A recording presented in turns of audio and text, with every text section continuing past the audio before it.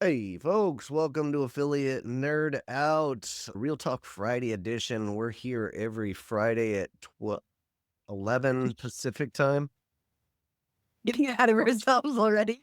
ahead of Happy hour ourselves, yet? never ahead. Joining me as always, Kristen Evans. What's going on? Nada. How are you? How was your week? Productive. Cut back some hours on the inflection part of things, and so I can concentrate on making more content. Love it. And ironically, I stopped recording Affiliate Nerd Out altogether for the next 3 months because I had so much content built up. Uh, That's a good problem. That's a it good is a good one. problem. But now I get to make more content that I really have been putting on the back burner, which I'm very excited about. And Can you this give week, a preview of uh, anything? this week started off this webinar series I'm starting up with friends. So anybody that has a webinar idea can come to me. We'll assemble a team to go talk. And this week we did one with Joey and Karina. That Mm, went pretty well. I thought that Loved was what we great. did. Loved what we did there. So yeah, I'm excited about building new content. What are you excited about? I just recorded the first episode of my podcast, Right? so I'm really excited. My first guest was Trisha Meyer, the executive director of the Performance Marketing Association, and she was actually the inspiration for me launching the podcast in the first place. So I figured it only made sense to have her as the inaugural guest. We were going to talk for half an hour and ended at an hour. Yeah. The gift of gab is real. But I'm really excited. It should be up on YouTube on Wednesday, and then I'll be pushing it out to socials. So stay tuned. Yeah. And this is just it'll be a work in progress for you to like hone in on what this podcast is and your format and everything. I'm 150 episodes deep of Affiliate Nerd Out and still changing the format like on a consistent basis. I started out with 45 minutes to an hour conversation and that always flowed, but like now I'm just trying not to go over 30 minutes because the world's attention span isn't for an hour at this Yeah. point. But I'm super excited for you. Outstanding. Love to hear that. Do we have a live date you want to tell anybody about, or do you know? Yeah, I'm aiming for Wednesday. All So right. that's I don't know what day that is. Let me Okay. pull up a calendar here. It looks like that is April 9th. So I think I'm going to be recording on Fridays and having them pushed to YouTube on Wednesdays. All right. And so I'm like going back to my old content creator roots where I'm using all my social traffic to support the main platform, which I'm trying to make YouTube and just figuring it out as I Okay. go along, and yeah, really excited about it. We had some really good conversation and laughed really hard today. I think that it is definitely gonna be worthwhile, especially for women who are just looking for kind of their own little corner of the affiliate world to go chill out in. Outstanding. That is awesome to hear. I'm gonna put the link to your YouTube channel in the comments today, or we can add it here if you have it. What did you start a brand new channel? I did. Okay. And what's it called? It's the AF Pod is the channel. The App Pod. Okay. Cool. Let me see if I can find it for you.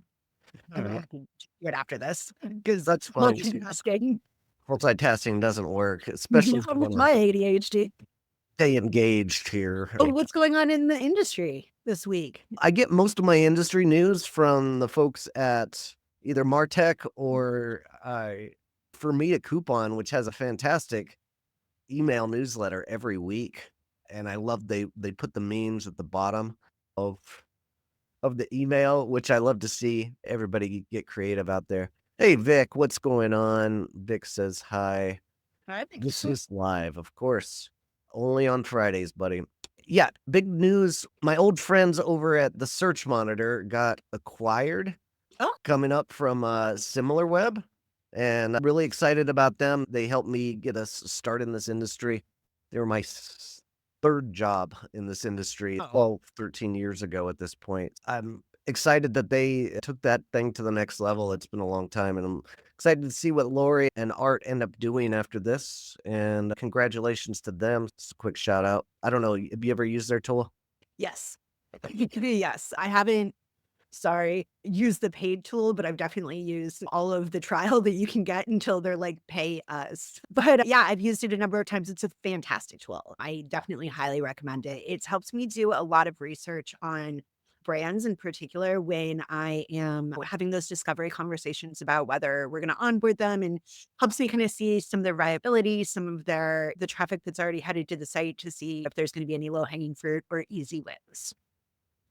Yeah, great solution. I actually enjoyed it more than Brand Verity, who was their, like, direct competitor at the time when I was working there, and they had just so many more bells and whistles and such a good fit for SimilarWeb as well, who has so many data points. It is incredible. It's such a good fit there. So anyway, congrats to those guys. And then something else I'm working on is and like I've been getting a piece in this industry with is CPC. It's Yep. hot right now. Yes. It's So instead of your traditional CPA flat fee or rev share model and affiliate, CPC is sweeping the affiliate world right now. Mhm. Are you working with any partners in that space? Yeah, so I just launched one campaign on Linkbee, and I'm working on launching a second one. Delta Beverages, the THC seltzer brand that I work with, they're on Linkbee, and we're looking to push some campaigns. And then Bellamy Hair Extensions, which is another brand that I'm working with. We're in the process of setting up a campaign on there.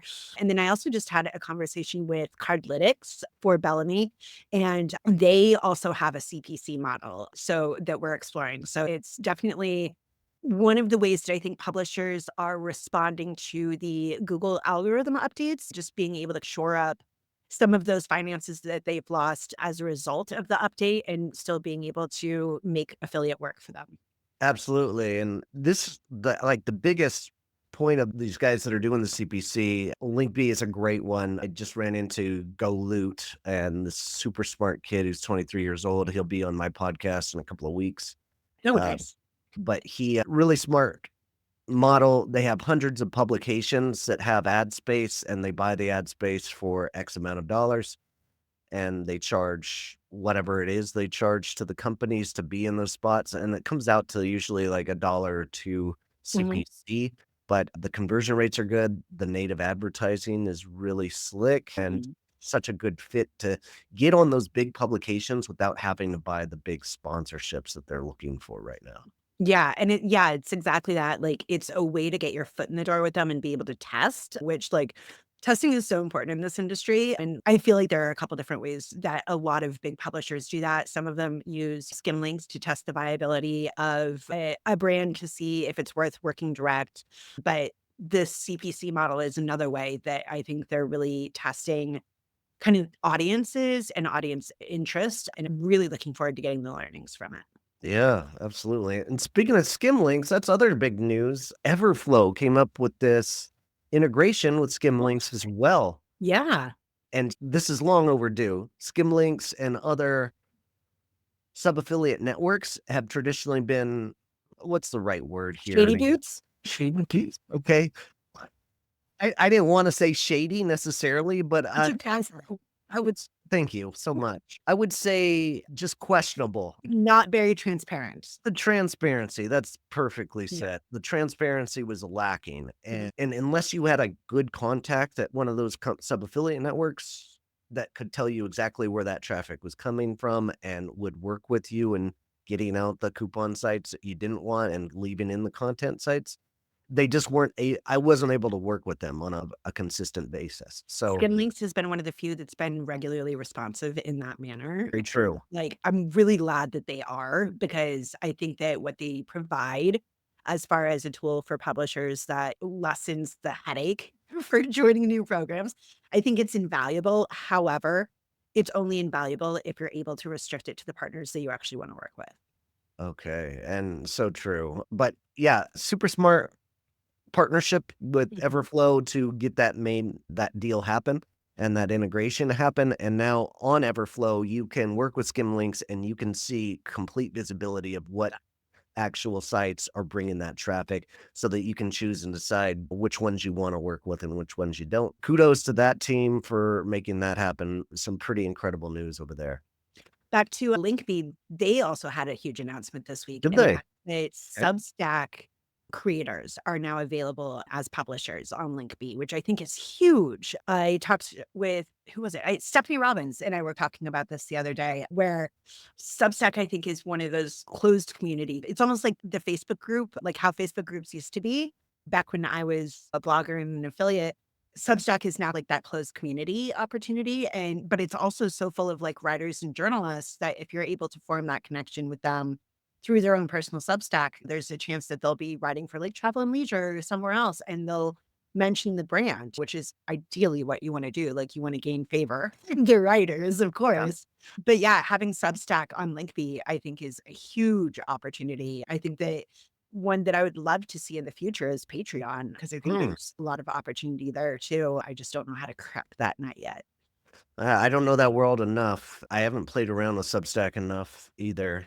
Reddit's super hot right now, and I'm messing around, like putting a few posts around on Reddit and earning some affiliate commissions on a couple of different brands. So I'm trying to live that affiliate dream, but Reddit is super hot. I don't know how Substack is, but it sounds like it's up and coming as well. Yeah. I've actually had successes with some Substack writers in the past with a couple of brands. All right. But again, it was like journalists and writers specifically who had that audience and who happened to love the brand. And so they would write about it occasionally and earn really good commission because it's one of those closed communities that you have to subscribe to them. And so they already trust your audience already trusts you. You already have the credibility with them. So it makes sense that it would be like a high intent audience. Okay. All right. As we wrap this up, youtube.com/all for female AF. Love it. And you mentioned Stephanie Robbins. I assume she's in like your first 5 episodes. Yeah.